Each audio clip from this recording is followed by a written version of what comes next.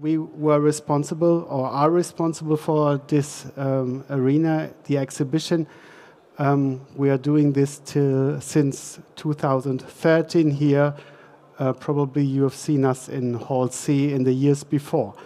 What does green materials mean for me? Good question. I have some of them with me. I will explain a little bit more about this later on.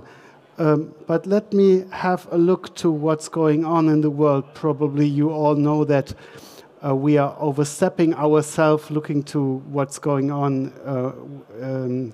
in terms of climate change. So we know exactly what to do, what's happening. We use more resources than the planet could give to us. In 2020, it was 160% of the biocapacity, and that's not possible to do in the future, so we have to find a way. We are now 8 billion people on the planet. Probably we will be 9 or 10 or 11 billion. No one knows exactly. Depends on the growing rate in the developing countries.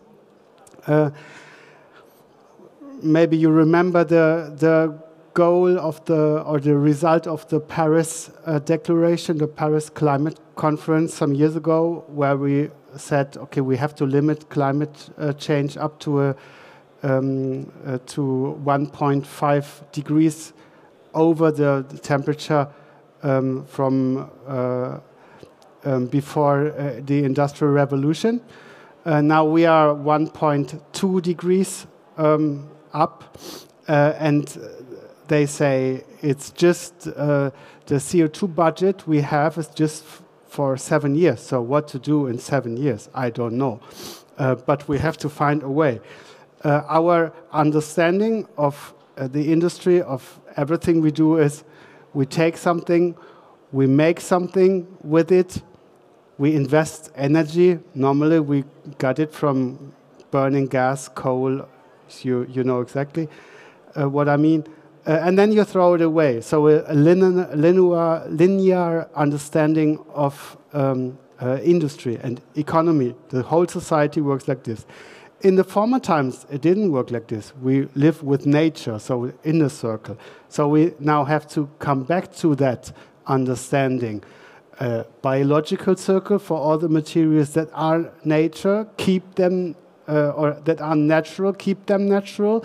And the technological circle for all the materials that are not natural or that are high value, like metals, or need a lot of energy to produce them, like ceramics.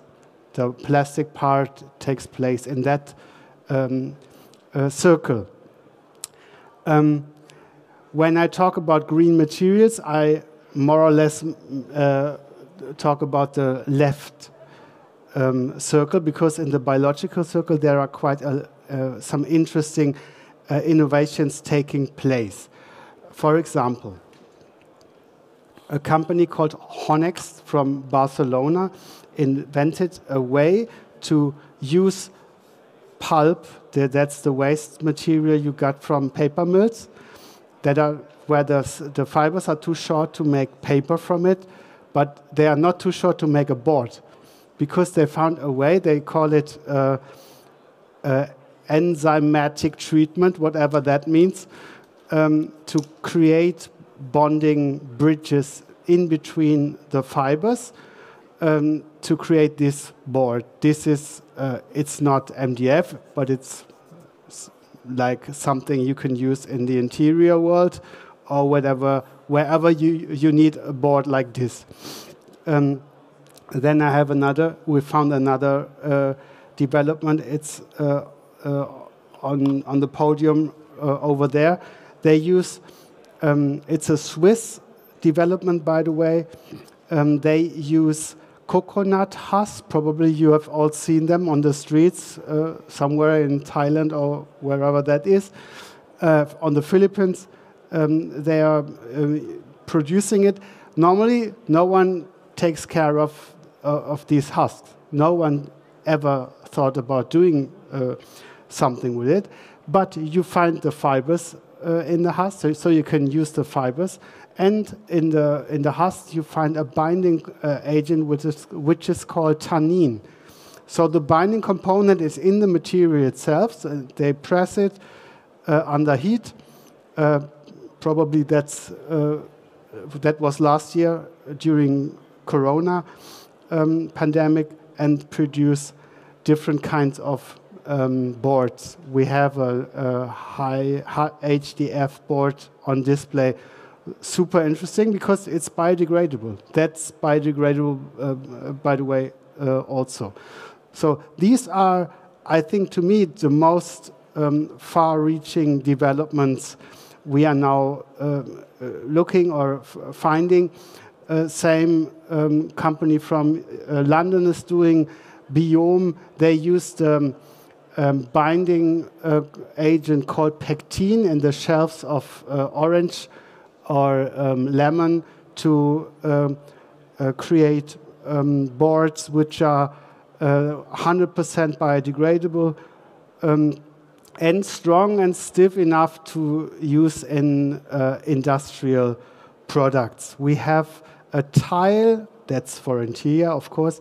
We have a tile on display made completely from orange waste, and it looks like that's a mineral board or tile. Yesterday, there was a guy here, we know him quite well, Anders Breitholz, who formerly worked for several material consulting companies. He has now his own company producing materials. That's his development called Paper Shell, 100% made from cellulose, 100%. With all the abilities you normally expect from plastics, so like weather and fire resistant, UV resistant. It's possible to press mold it. I asked him if it's biodegradable, because that is nothing that what I found on his website. He said, because it's just a natural ingredients, the nature could work with it, but it's not biodegradable in a way that it disappears in a number of days, because it's too compressed for this. So probably it needs a while, but it's not like the normal, the ordinary plastic world, which is completely different from nature. This is nature, which a material which nature could do something with. And this is probably used, they develop now the manufacturing process for that in the Polestar SUV, which will be started production in 2025, something in Göteborg.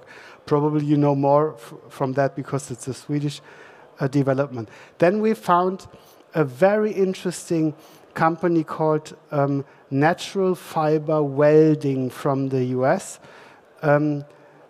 They had the idea of creating an alternative material to leather, because we all eat less meat or no meat anymore, and with no meat you don't like materials coming from animals, so you're looking to animal-free or vegan leather alternatives, and that's one they produce. In that case, it's not a combination of maybe you know the apple skin from Italy. It's made from apple trester, and it's always a mixture between the natural component and the synthetic. In that case, it's 100% bio-based and 100% biodegradable. They use also coconut husk, the fibers from it, cork powder. They use a bio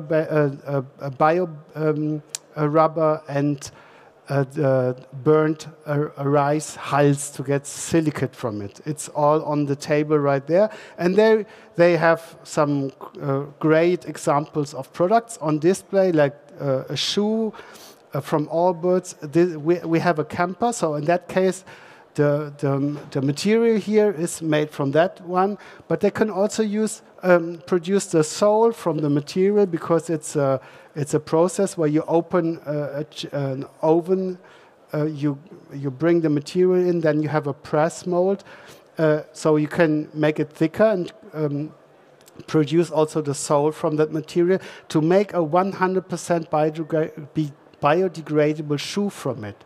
Look to what you have on your feet. It's all plastic.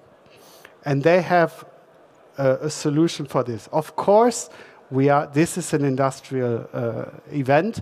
Of course, or let's say, he told me the guy, 34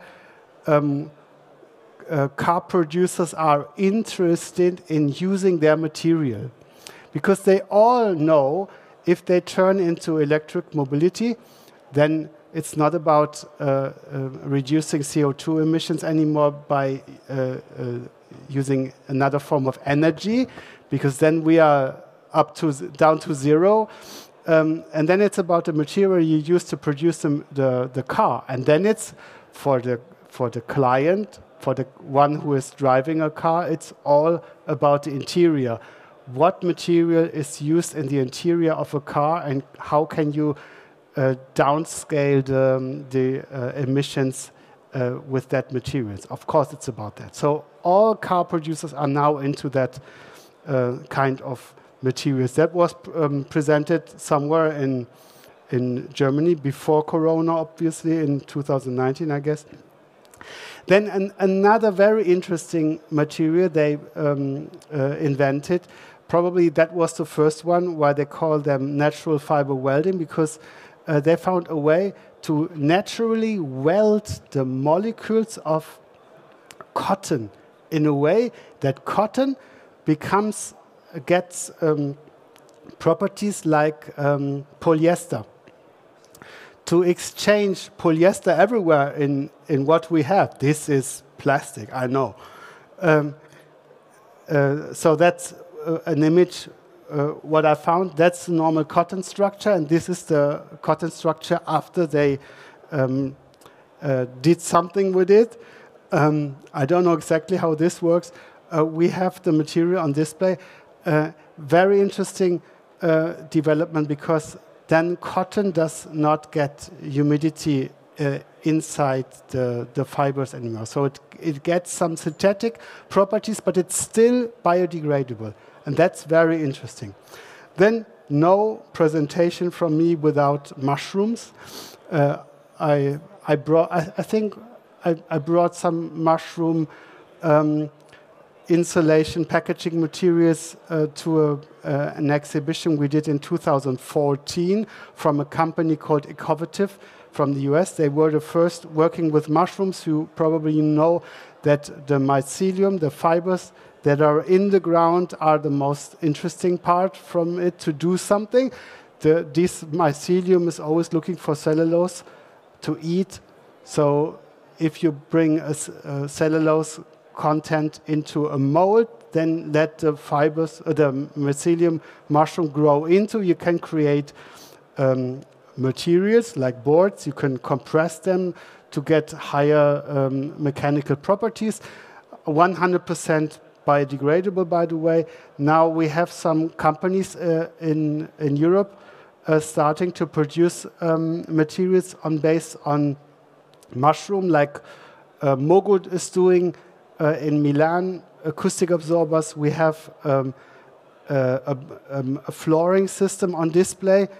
This has 90% mushroom content, and the flex material has 65% mushroom content. So on the way to biodegradable, not reach the final version. Then that's maybe the best thing in the whole exhibition. That's from Automotive, from the one who started to work with it with mushrooms. They have 30 patents for materials based on mushroom, and that is a foam. Looks like a synthetic one. Industrial production, like what you see here. 100% made from mushroom, 100% biodegradable for upholstery, for acoustic absorbers, for whatever you can imagine where you use these kind of soft foams. So very, very interesting what is now going on in that world. Then we have some lightweight products in the exhibition, like the roof box, asphalt kind it's called, natural fibers, plastic of course to make it strong and stiff, lightweight version of it. So that's from Dortmund. They also work with micro wind power plants, and they use their technology. By the way, it's hemp fibers they use, so long and strong fibers.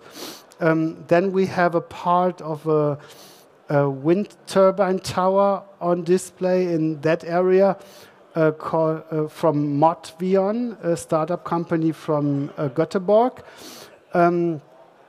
Interesting to see that they plan to transform the material that is normally used in this world, glass fiber, plastic, back to wooden parts again to reduce the emissions they use. They say that they can reduce the emissions by 90%, and if you think about carbon capture properties also, then it's carbon negative, and that's very interesting.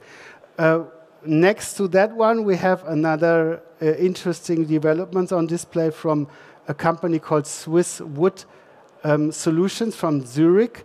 They found a way to transform ordinary European wood like beech or pine.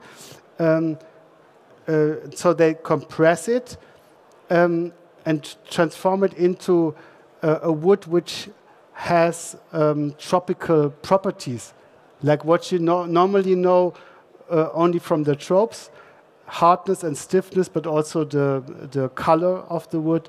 Just by compressing the wood, obviously they use some bio-based reagent, but they don't tell. It's a patent on this technology. We have that on display as well, if you can see.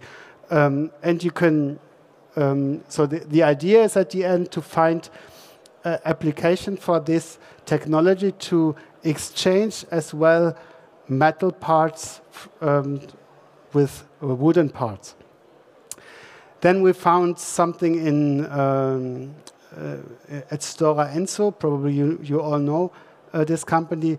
They work on development to use lignin as a component of a battery as the anode instead of graphite one. So they have found a way to get carbon from the lignin and then produce the anode, in that case, to have batteries for the car industry in future. And they're setting up a pilot production in Finland. I forgot the city, but the pilot production is already there. Yesterday we had two guys from Empire on the stage, and we have that on display.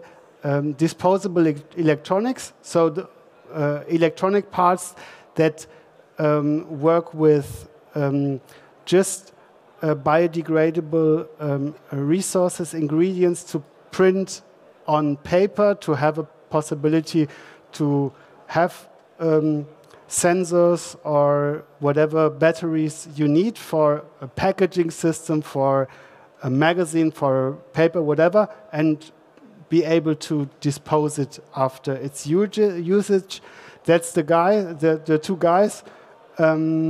Gustav Nyström, he is Swedish from Stockholm. He moved to Zurich to work on that battery based on cellulose, glycerine, salt, all natural ingredients. They were selected, by the way, from the Times magazine as one of the best 100 inventions from this year. They were selected last week. That he told me that was interesting that I've chosen them as well. Yeah, no, I'm in a newsletter from EMPA, so I got the message from them, and they made tests if it's how long it takes to degrade the materials, some days or weeks. Yeah, and that is maybe the last one. Yeah, when you have a look to the center podium, there is a material based on rattan, on the rattan palm tree on display. Probably you know that in the tropes, the plants, the grass, and also the trees doesn't have year rings because there is humidity all year long. They have channels, capillaries, where they transport the water. And when you cut the tree, the grass in this case, the capillaries, the canal system is hollow. So it's translucent for light, for example. So you can use it.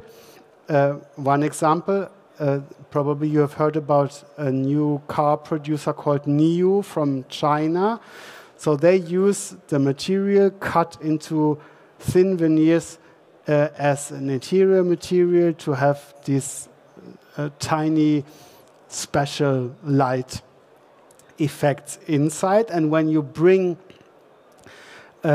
carbon into the material, then you can make it conductive and you can bring in sensor qualities. That's what we have on display in front of you, so you can test. You can test. So you need the finger on the left ring and your hand up and down, and then you see the light is changing a little bit. One more left. Probably you know that cellulose fibers are able to get humidity from the atmosphere and get it back when it's going to dry. And some